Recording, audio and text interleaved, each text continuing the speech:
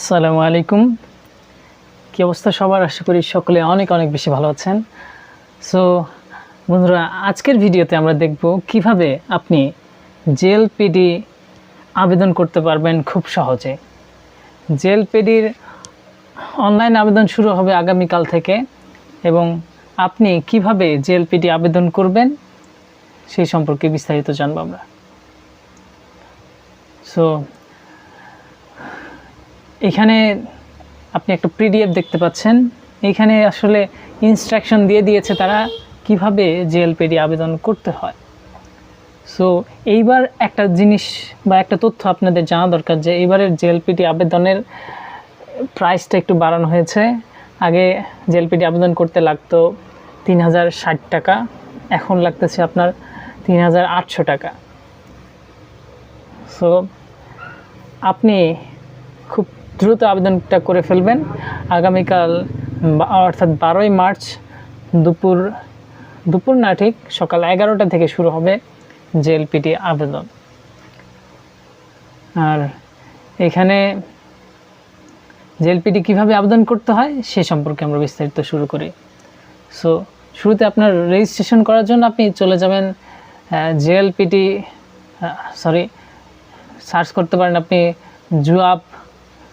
জুয়াবের ওয়েবসাইটে চলে যেতে পারেন, অথবা আপনি সার্চ করতে পারেন জেএলপিডি রেজিস্ট্রেশন। এইটা লিখে সার্চ করলে এখানে দেখবেন যে জেএলপিডি বা জুয়াব জেএলপিডি রেজিস্ট্রেশন লিখে সার্চ করলে আপনি ওয়েবসাইট পাবেন। তাদের ওয়েবসাইটে ঢুকবেন। এইভাবে এই যে তাদের ওয়েবসাইটের ইন্টারফেসে দেখবেন যে এখানে লেখা আছে রেজিস্টার নাওয়ে ক্লিক করলে আপনাকে রেজিস্ট্রেশনের পেজে নিয়ে যাবে।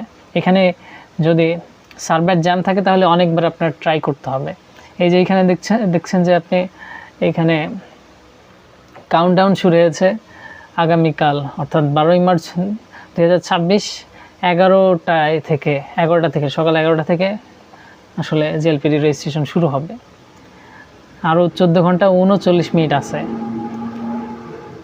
সো এইভাবে প্রবেশ করার পর আপনি এই প্রথম পেজটা দেখতে পাচ্ছেন যে এখানে এই প্রথম পেজে আপনাকে এইভাবে শো করবে একটা পেজ। এখানে প্রথমেই আপনাকে ইমেল ভেরিফিকেশন করতে হবে। ইমেলটা লিখবেন আপনি, এখানে ইমেলটা লিখবেন। ইমেলটা লেখার পর এখানে আপনি সেন্ড কোডে ক্লিক করলে একটা কোড যাবে আপনার ইমেইলে। সেই কোডটা আপনি এখানে এনে বসাবেন এবং ভেরিফাইতে ক্লিক করবেন। দেন আপনার পরের পেজে আপনাকে কি করতে হবে? পরের পেজে আপনাকে এখানে সিলেক্ট করতে হবে আপনি আসলে কোন লেভেলের টেস্টটা দিবেন, N5, N1, N3, N4 যেটাই দেন আপনি জেএলপিডি কোন লেভেলের টেস্টটা দিবেন সেটা সিলেক্ট করবেন। এবং আপনাকে সবসময় একটা জিনিস লক্ষ্য রাখতে হবে যে কোনো কিছু সংশোধন করতে হলে আপনাকে কিন্তু পরবর্তীতে আবার 1000 টাকা পেমেন্ট করতে হবে। সো বানানগুলো ঠিকঠাক রেখে এখানে সব কিছু আপনি ঠিকঠাক দিবেন শুরুর থেকে। এখানে টেস্ট নেমের জায়গায় আপনার নেম, এখানে যে নেমের জায়গায় আপনার নেমটা মানে আপনার এনআইডি কার্ডের যে নামটা আছে একবারে হুবহু সেম করে আপনি সেই নামটা এখানে বসাবেন। তারপর মোবাইল নম্বর দিবেন। শেষে আপনার এখানে ইমেল অ্যাড্রেস যেটা প্রথমে দিয়েছিলেন আপনি ওটা অটোমেটিক্যালি অ্যাড হয়ে যাবে। দেন আপনি যদি পরের পেজে যেতে পারেন, এখানে নেক্সটে ক্লিক করার পর যদি পরের পেজে যেতে পারেন এবং পেমেন্টটা ক্লিয়ার করতে পারেন, তারপরে আপনি বুঝতে পারবেন যে পেমেন্ট ক্লিয়ার হলেই আপনার রেজিস্ট্রেশনটা আপনি করতে পারবেন। অর্থাৎ রেজিস্ট্রেশন আপনার অর্ধেক কাজ শেষ আর কি। অর্ধেক বলতে আপনার 80% কাজই শেষ, যে আপনি পেমেন্টটা করতে পারছেন মানে কি আপনি এখানে আপনার রেজিস্ট্রেশনটা হচ্ছে আর কি। এখানে বিকাশে পেমেন্ট লেখাতে ক্লিক করে দেন আপনার ফোন নাম্বার, তারপর পিন নাম্বার, ভেরিফিকেশন কোডগুলো চাবে, সেগুলো দিয়ে আপনি কি পেমেন্ট ক্লিয়ার করে ফেলবেন। দেন আপনার এই পেজটা আসবে। আসলে এই পেজটা আসলে এই পেজে দেখবেন যে শুরুর দিকে এখানে ডেট অফ বার্থ দিতে হবে একদম এনআইডির মতো করে, এনআইডি কার্ডে যেরকম আছে এনআইডি কার্ডে ডেট অফ বার্থ দেবেন, জেন্ডার সিলেক্ট করবেন। দেন আপনি NID, birth registration, passport number, মানে এনআইডির নাম্বার দিতে পারেন, পাসপোর্ট নাম্বার দিতে পারেন, এখানে আপনি জন্ম নিবন্ধন কার্ডের নাম্বারও দিতে পারেন। সো এইগুলো দেওয়ার পর আপনি এখানে ফাদার নেম, মাদার নেম এগুলো একদম ঠিকঠাক অ্যাড করবেন। দেন একটা পর্যায়ে আপনার এখানে কিছু ছবি অ্যাড করতে হবে। এখানে ফাইল সাইজ বলে দেওয়া আছে। এখানে যখন আপনি এনআইডি কার্ড, বার্থ সার্টিফিকেট অথবা পাসপোর্টের ফটো অ্যাড করবেন, জেপিজি ফরম্যাটে অ্যাড করতে হবে কিন্তু অবশ্যই। ফটো অ্যাড করলে সর্বোচ্চ কি 100 কিলোবাইট পর্যন্ত আপনি ফটো অ্যাড করতে পারেন।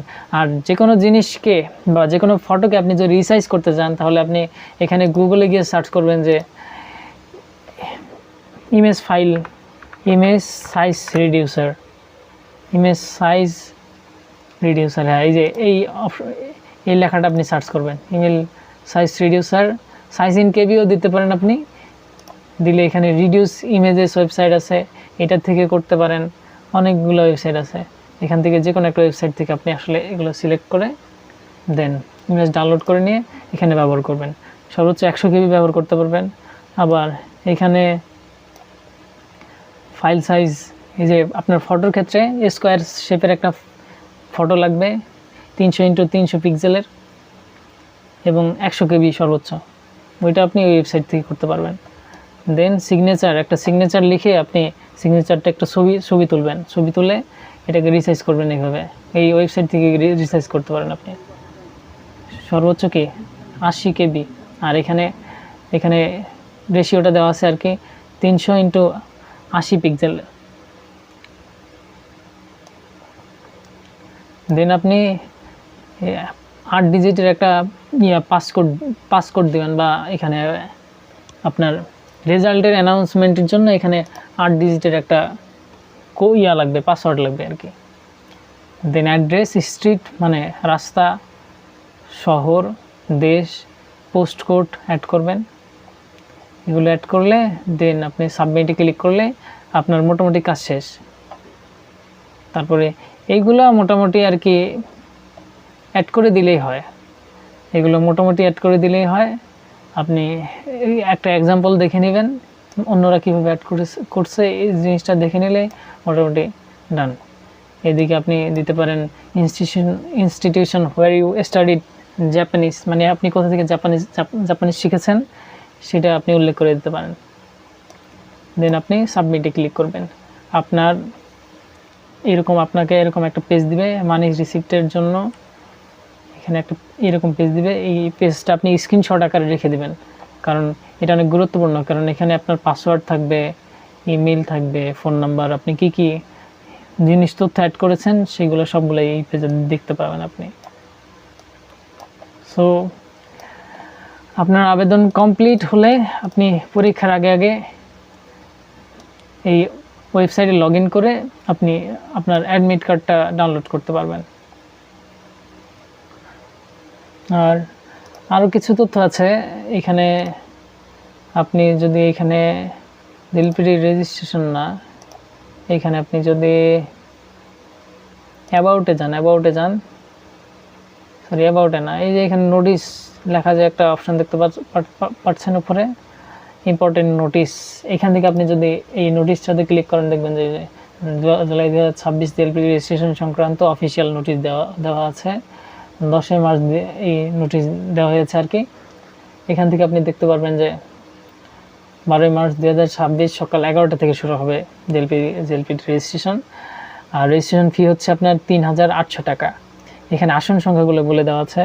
এখানে N5-এর 15,100টি, N4 4,550টি, N3 260টি, N2 60টি, N1 30টি আসন আছে। সো দ্রুত রেজিস্ট্রেশন করে ফেলবেন। এবং যাদের গতবারে রেজিস্ট্রেশন বাতিল করা হয়েছিল তাদের জন্য বিশেষ সংরক্ষিত আসন আছে। এইখানে N5 লেভেলের 300টা, N4 লেভেলের 20টা আসন সংরক্ষিত আছে। So here is for today. If you want more videos like this, then subscribe to my YouTube channel. So দেখা হবে নতুন কোনো ভিডিওতে। Till then, আসসালামু আলাইকুম ওয়া রাহমাতুল্লাহ।